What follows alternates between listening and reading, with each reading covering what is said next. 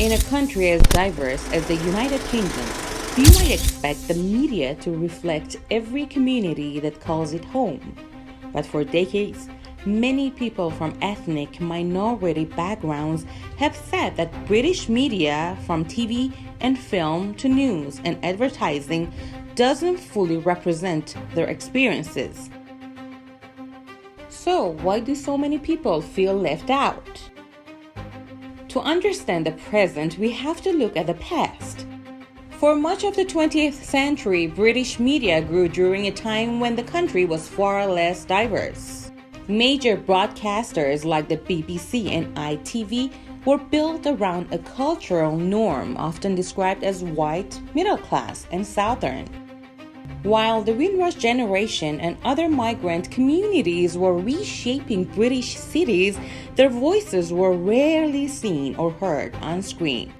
This historical gap created a long-lasting feeling that the media wasn't made for everyone.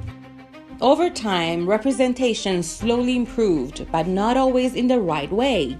Media researchers have noted that many early appearances of ethnic minority characters fell into limited or stereotyped roles. South Asian characters portrayed mainly as shopkeepers. Black characters typecast in criminal or comedic roles. Muslim characters depicted only through the lens of terrorism or conflict. When a community is shown in only one dimension, it creates a disconnect between real life and the media's version of it. Many people say, "I don't see anyone who looks like me living a normal life with normal jobs, families, and stories." Another major issue is behind the camera.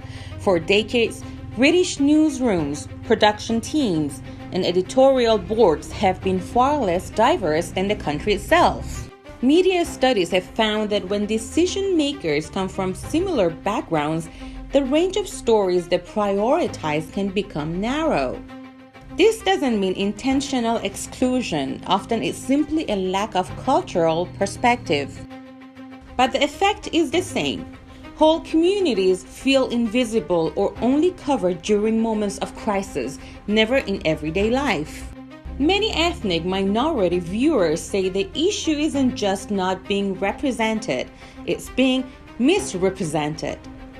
Sometimes, stories about minority communities are framed through fear, danger, or controversy, rather than as part of the fabric of British society.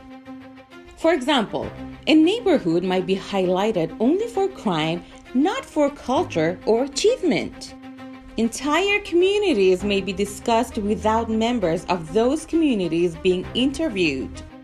Complex issues may be reduced to simple labels like gang-related, radicalized, or cultural conflict.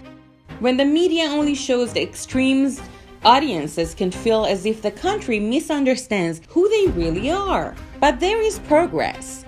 Streaming platforms, independent filmmakers, and online creators have opened new doors. Today, you'll find more diverse British stories in podcasts, YouTube channels, TikTok content, and community-led documentaries than ever before. Younger viewers especially are turning to creators who look like them, speak like them, and tell stories that feel authentic. The message is clear. Representation doesn't just mean appearing on screen. It means shaping the stories from the ground up. British society is changing and the media is slowly catching up.